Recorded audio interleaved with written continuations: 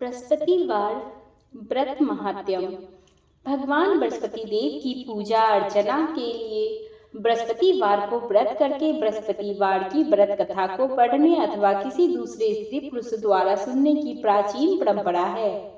बृहस्पतिवार का व्रत करने और व्रत कथा सुनने से स्त्री पुरुष को सभी मनोकामनाएं पूरी होती है। इस व्रत से धन संपत्ति की प्राप्ति होती है, निसंतानों को पुत्र प्राप्ति होती है, परिवार में सुख शांति बनी रहती है, सभी आनंद पूर्वक रहते हैं। व्रत करने की विधि। बृहस्पतिवार को सूर्योदय से पहले उठकर स्नान आदि से निवृत्त होकर भगवान बृहस्पति देव का स्मरण करते हुए व्रत का आरंभ करना चाहिए। उपासक को घर के किसी कक्ष में छोटा अथवा बड़ा पूजा स्थल बनाकर उसमें भगवान बृहस्पति देव की प्रतिमा की स्थापना करनी चाहिए। घर के समीप किसी मंदिर में जाकर भी भगवान बृहस्पति देव की पूजा की जा सकती है। भगवान बृहस्पति देव पीले रंग के पुष्प और पूजा के पीले रंग की सामग्री को विशेष रूप से पसंद करते हैं, इसीलिए स्नान के बाद पीले रंग के वस्त्र धारण करने का विशेष महत्व बताया गया है। पीले रंग के पुष्प, केले और पीले चंदन से भगवान बृहस्पति देव की पूजा का विधान है। बृहस्पतिवार के व्रत में उपासक को पूरे दिन में एक समय ही भोजन करना चाहिए। भोजन में चने की दाल, बेसन और दूसरे पीले रंग के खाद्य पदार्थ का ही सेवन करना चाहिए। व्रत करने वाले पुरुष बृहस्पतिवार को दाढ़ी और सिर के बाल न कटाएं। पूजा के समय भगवान बृहस्पति देव से जो मनोकामना प्रकट की जाती है वे उस मनोकामना को पूरा करते हैं। इस व्रत में व्रत कथा पढ़ने और श्रवण करने का विशेष महत्व है। तो आइए बृहस्पतिवार व्रत कथा शुरू करते हैं। प्राचीन समय की बात है। भारत में एक राजा राज्य करता था। वह बड़ा ही प्रतापी और दानी था।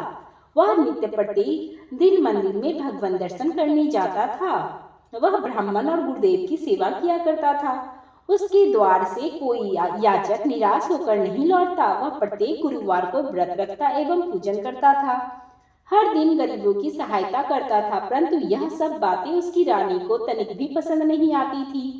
वह न किसी देवता का व्रत करती थी, न किसी को एक भी पैसा दान देती थी। वह राजा से भी ऐसा करने से मना करती थी। एक समय की बात है कि राजा शिकार खेलने वन में गए हुए थे। घर पर रानी और दासी थी। उस समय गुरु बृहस्पति देव साधु का रूप धारण कर राजा के दरवाजे पर भिक्षा मांगने आए। साधु ने रानी से भिक्षा मांगी तो वह कहने लगी, हे साधु महाराज, मैं इस दान पुण्य से तंग आ गई हूँ। इस कार्य के लिए मेरे पति देव ही बहुत हैं। अब आप ऐसी कृपा करें कि सारा धन नष्ट हो जाए और मैं आराम से रह सकूं। साधु रूपी बृहस्पति देव ने कहा, हे देवी, तुम बड़ी विचित्र हो। संतान और धन से कोई दुखी नहीं होता, इसको सभी चाहते हैं। पापी भी पुत्र और धन की इच्छा करता है। अगर आपके पास धन अधिक है तो भूखे मनुष्यों को भोजन कराओ, प्याल लगवाओ, ब्राह्मणों को दान दो, धर्मशाला बनवाओ, कुआं, तालाब, बाग बगीचा आदि बनवाकर कुमारी कन्याओं का विवाह करवाओ, साथ ही यज्ञ आदि कर्म करो। इस प्रकार के कर्मों से आपके कुल और आपका नाम परलोक में सार्थक होगा एवं स्वर्ग की प्राप्ति होगी। परंतु रानी साधु महाराज की इन बातों से खुश नहीं हुई। वे साधु महाराज से बोली, हे साधु महाराज, मुझे ऐसे धन की आवश्यकता नहीं है जिसको रखने उठाने में मेरा सारा समय बर्बाद हो जाए। साधु ने कहा, हे देवी, यदि तुम्हारी ऐसी इच्छा है तो ऐसा ही होगा। मैं तुम्हें बताता हूँ, वैसा ही करना। बृहस्पतिवार के दिन घर को गोबर से लिपना, अपने केसों को पीली मिट्टी से धोना, केसों को धोते समय स्नान करना, राजा से कहना वह हजामत करवाए, भोजन में मांस मदिरा खाना, कपड़ा धोबी के यहाँ धुलवाने देना। इस प्रकार 7 बृहस्पतिवार करने से तुम्हारा धन नष्ट हो जाएगा। यह कहकर साधु महाराज रूपी बृहस्पति देव अंतर ध्यान हो गए। रानी ने साधु के कहे अनुसार 7 बृहस्पतिवार तक वैसे ही करने का विचार किया। साधु के बताए अनुसार कार्य करते हुए केवल 3 बृहस्पतिवार ही बीते थे कि उसकी समस्त धन संपत्ति नष्ट हो गई। भोजन के लिए दोनों समय परिवार तरसने लगे और सांसारिक भोगों से दुखी होकर रहने लगे। तब वह राजा रानी से कहने लगा कि हे रानी, तुम यहाँ पर रहो, मैं दूसरे देश को जाता हूँ, क्योंकि यहाँ पर सभी मुझे जानते हैं, इसलिए मैं यहाँ कोई कार्य भी नहीं कर सकता। मैं अब प्रदेश जा रहा हूँ, वहाँ कोई काम धंधा करूँगा, शायद हमारे भाग्य बदल जाए।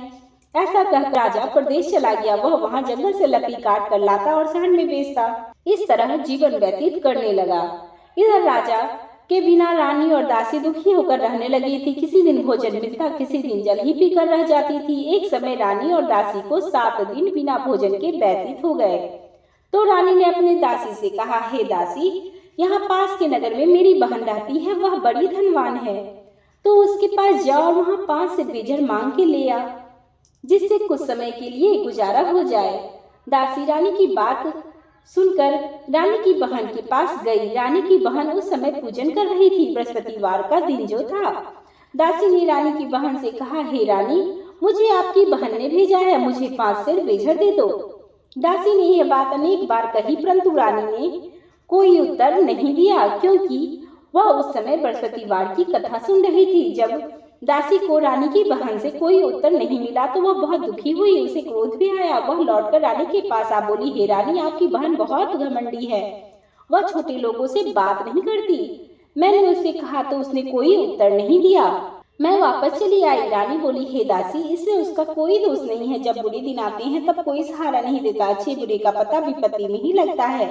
जो ईश्वर की इच्छा होगी वही होगा, यह सब हमारे भाग्य का दोष है। इधर रानी की बहन ने सोचा कि मेरी बहन की दासी आई थी, परंतु मैं उससे नहीं बोली, इससे वह बहुत दुखी हुई होगी।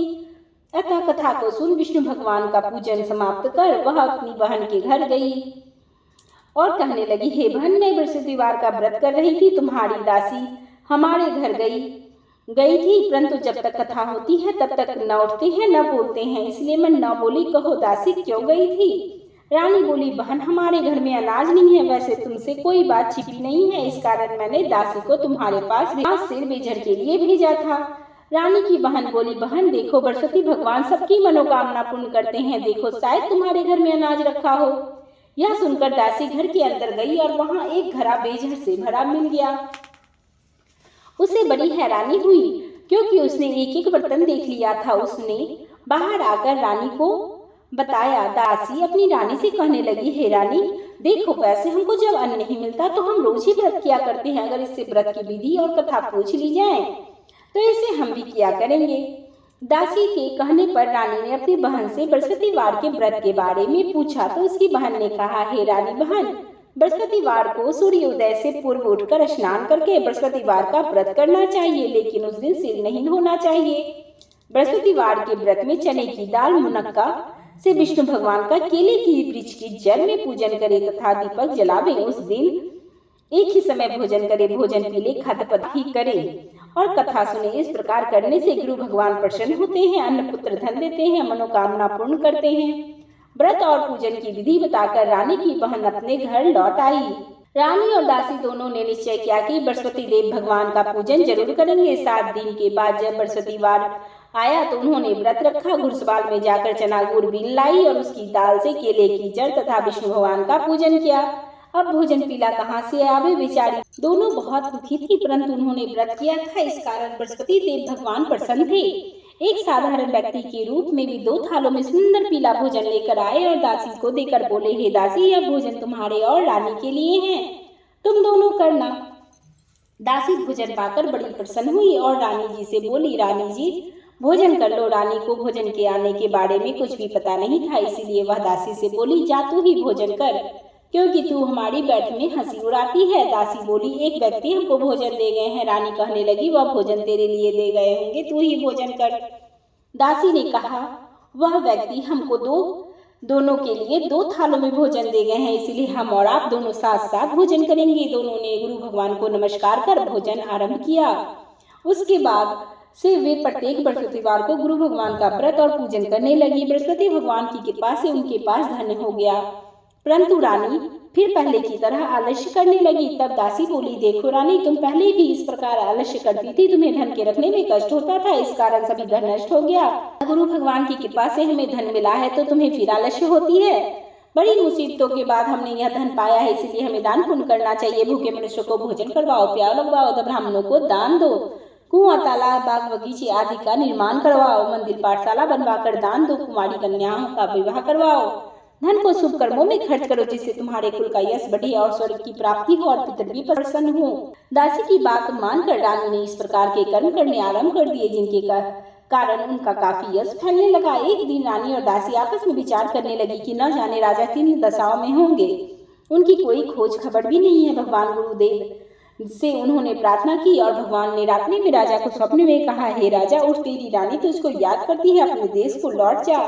राजा प्रातःकाल उठा तो जंगल से लकड़ियां काट कर लाने के लिए जंगल की ओर चल पड़ा। जंगल से गुजरते हुए उसने सोचने लगा, रानी की गलतियों से उन्हें कितना दुख भोगना पड़ रहा है। राजपाट छोड़कर उसे जंगल में आकर रहना पड़ रहा है। जंगल से लकड़ियां काट कर उन्हें बेचकर गुजारा करना पड़ता है। उसी समय उस जंगल में बृहस्पति देव एक साधु के रूप में प्रकट हो गए और राजा के पास आकर बोले, हे लकड़हारे, तुम इस सुनसान जंगल में किस चिंता में बैठे हो, मुझको बतलाओ। यह सुन राजा के नेत्रों में जल भर आया और साधु की वंदना कर बोले, हे प्रभु, आप तो सब कुछ जानने वाले हैं। इतना कहकर राजा ने साधु को अपनी संपूर्ण कहानी बतला दी। महात्मा दयालु होते हैं।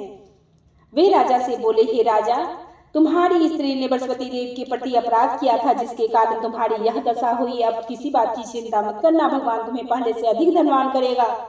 देखो, तुम्हारी पत्नी ने बृहस्पतिवार का व्रत करना आरंभ कर दिया है। अब तुम भी बृहस्पतिवार का व्रत करके चने की दाल भूजन के लोटे में डालकर केले की पूजन करो, फिर कथा कहो और सुनो। भगवान तुम्हारे सब मनोकामनाएं पूर्ण करेंगे। साधु को प्रसन्न देखकर राजा बोला, हे प्रभु, मुझे लकड़ी बेचकर इतना पैसा नहीं मिलता जिससे मैं भोजन के उपरांत कुछ बचा सकूं।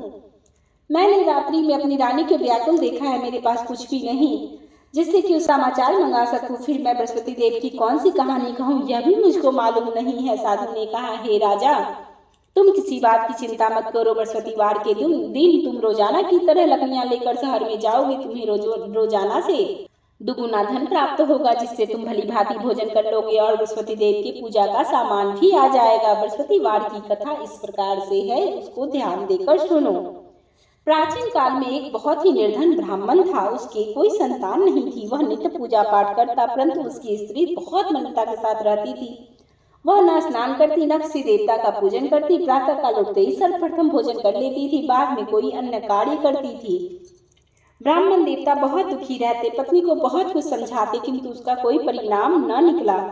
भगवान की कृपा से ब्राह्मण की स्त्री ने कन्या रूपी रत्न को उत्पन्न किया। वह कन्या अपने पिता के घर में बड़ी होने लगी। वह बालिका प्रातः स्नान करके भगवान विष्णु का पूजन जप करने लगी। वह बचपन से ही बृहस्पतिवार का व्रत भी करने लगी थी।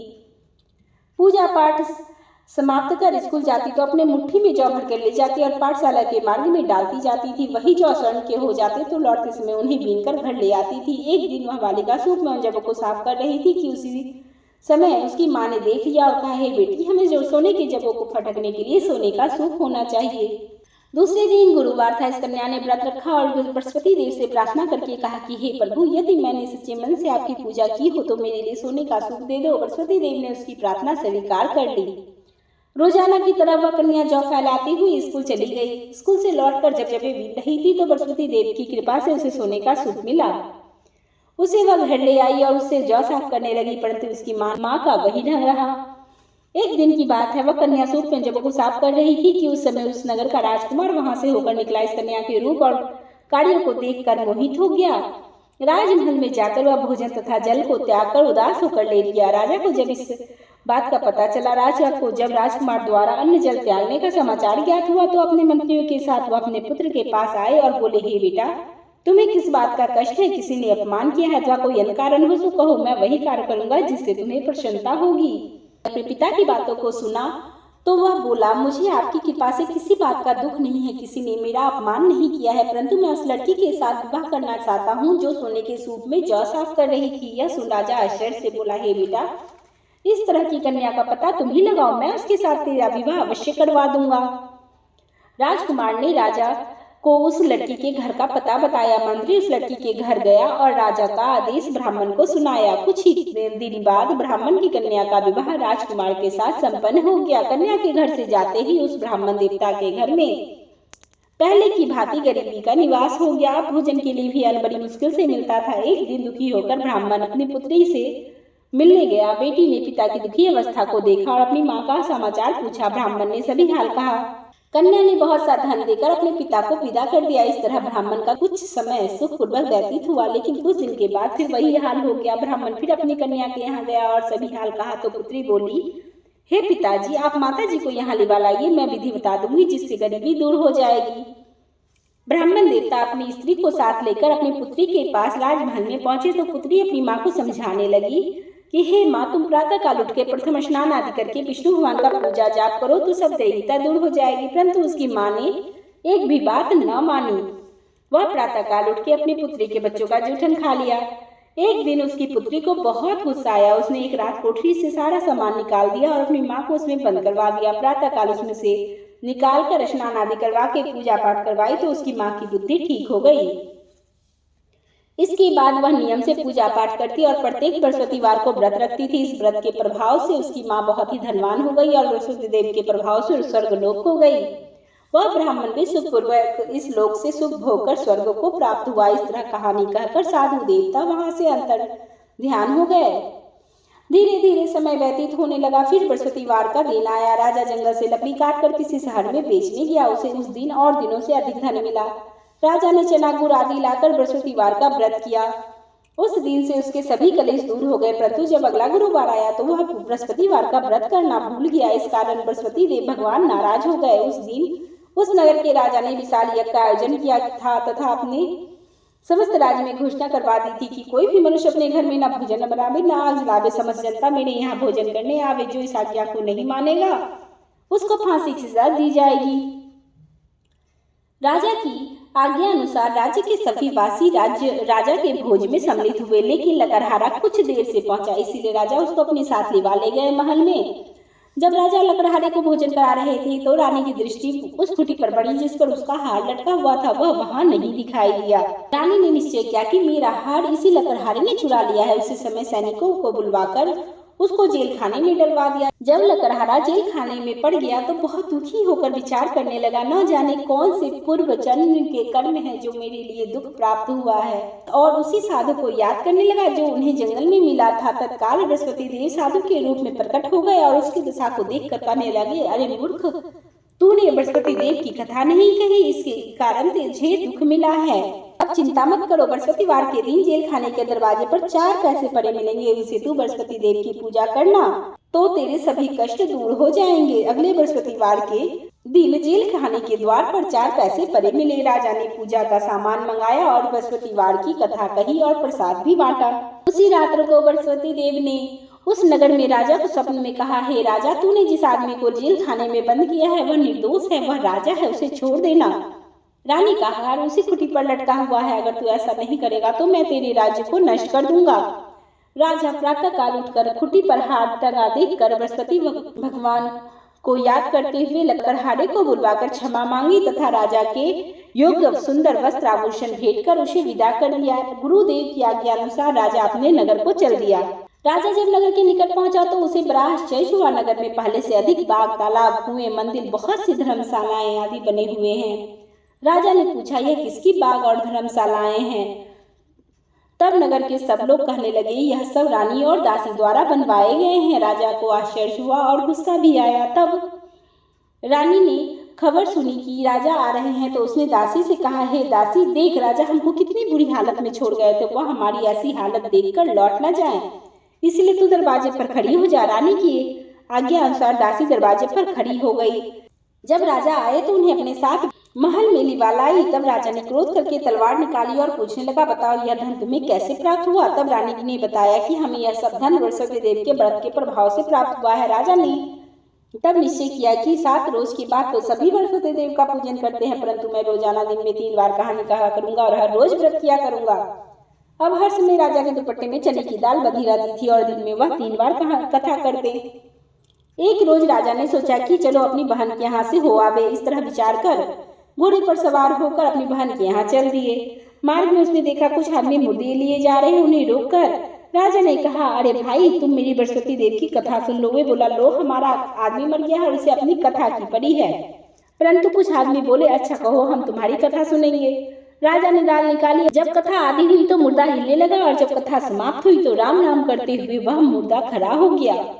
राजा आगे बढ़ा। उसने चलते चलते शाम हो गई। आगे मार्ग में उसे एक किसान खेतों में हल चलाता हुआ मिला। राजा ने उससे बोला कि अरे भाई, तुम मेरी बृहस्पति देव की कथा सुन लो। किसान बोला, जब तक तेरी कथा सुनूंगा तब तक 4 हड़लिया जोत लूंगा, जा अपनी कथा किसी और को सुनाना। राजा आगे चलने लगा। राजा के हटते ही बैल पछाड़ खाकर गिर गए और किसान के पेट में भी बहुत जोर से दर्द होने लगा। उसी समय किसान की पत्नी रोटी लेकर आई। उसने जब यह सब देखा तो अपने पुत्र से सब हाल पूछा। बेटे ने सभी हाल कह दिया। बुढ़िया दौड़ी दौड़ी घुड़सवार के पास गई और उससे बोली कि मैं तेरी कथा सुनूंगी, तू अपनी कथा मेरे खेत पे चल के कहना।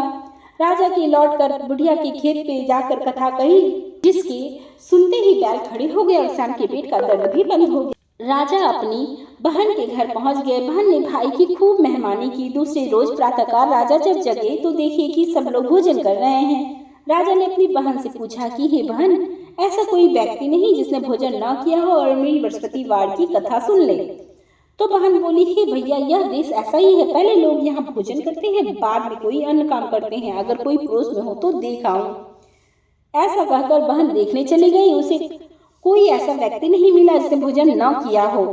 फिर वह एक कुम्हार के घर गई जिसका लड़का बीमार था। उसे मालूम हुआ कि उसके यहाँ 3 दिन से किसी ने भोजन नहीं किया है। रानी ने अपने भाई की कथा सुनने के लिए कुम्हार से कहा तो वह तैयार हो गया। राजा ने जाकर बृहस्पतिवार की कथा कही, जिसको सुनकर उसका लड़का ठीक हो गया। अब तो राजा की प्रशंसा होने लगी। एक दिन राजा ने अपनी बहन से कहा कि हे बहन, मैं अपने घर को जाऊंगा, तू भी तैयार हो जा। राजा की बहन ने अपनी सास से कही, भाई के साथ जाने की आज्ञा मांगी। सास बोली, चली जा, परंतु किसी लड़कों को मत ले जाना, क्योंकि तेरे भैया को संतान नहीं होती है। बहन ने अपने भाई से कहा कि हे भैया, मैं तो चलूंगी, परंतु कोई बालक नहीं जाएगा।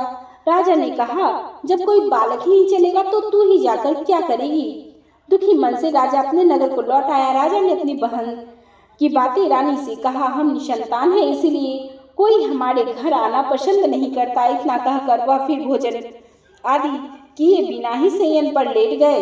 रानी बोली, हे प्रभु, बृहस्पति देव ने हमें सब कुछ दिया है तो औलाद भी अवश्य ही देंगे। उसी रात बृहस्पति देव ने राजा को स्वप्न में कहा, हे राजा, उठ, सभी सोच को त्याग दे, तेरी रानी गर्भवती है। राजा को यह बात सुनकर बड़ी खुशी हुई। 9वें महीने में रानी के गर्भ से एक सुंदर पुत्र उत्पन्न हुआ। जब राजा की बहन ने यह शुभ समाचार सुना तो बहुत खुश हुई और बधाइयां लेकर अपने भाई के यहाँ आई। तभी रानी ने कहा, घोड़ा चढ़कर नहीं आई, गधा चढ़े आई।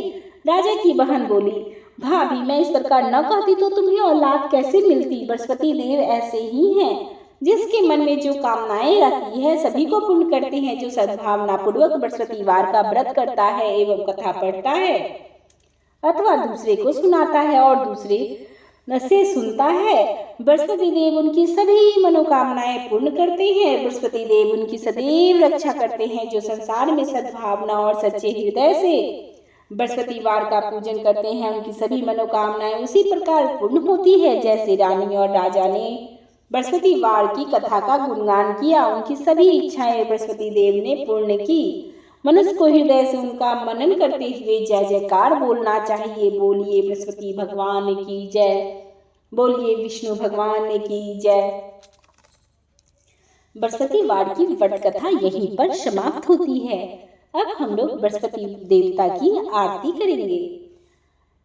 जय बृहस्पति देवा, ओम जय बृहस्पति देवा, छिन छिन भोग लगाऊं, छिन छिन भोग लगाऊं, कदली फल में ओम जय बृहस्पति देवा।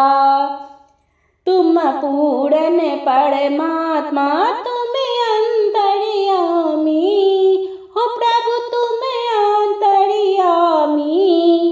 जगत पिता जगदीश्वर, तुम सबके स्वामी। जगत पिता जगदीश्वर, तुम सबके स्वामी। ओम जय बृहस्पति देवा, चरणा नित्य निज निर्मल, सब पातक हरता हो प्रभु, सब पातक हरता। सकल मनोरथ दायक, सकल मनोरथ दायक, कृपा करो भरता। ओम जय बृहस्पति देवा। तन मन धन अर्पण कर, जो जन शरण पड़े हो प्रभु, जो जन शरण पड़े। प्रभु प्रकट तब होकर, प्रभु प्रकट तब होकर, आकर द्वार खड़े। ओम जय बृहस्पति देवा। दीन दयाल दयानिधि भक्तन हितकारी, हो प्रभु भक्तन हितकारी। पाप दोष सब हरता, पाप दोष सब हरता, भवबंधन हारी। ओम जय बृहस्पति देवा। सकल मनोरथ दायक सब संशय हारी, हो प्रभु सब संशय हारी। विषय विकार मिटाओ, विषय विकार मिटाओ, संतन सुखकारी। ओम जय बृहस्पति देवा। जो कोई आरती तेरी प्रेम सहित गाता, हो प्रभु प्रेम सहित गाता। जेठानंद आनंद कर सो निश्चय फल पाता। ओम जय बृहस्पति देवा। स्वामी जय बृहस्पति देवा। बोलिए बृहस्पति भगवान की जय। कथा पसंद आए तो एक लाइक अवश्य कर दे। धन्यवाद।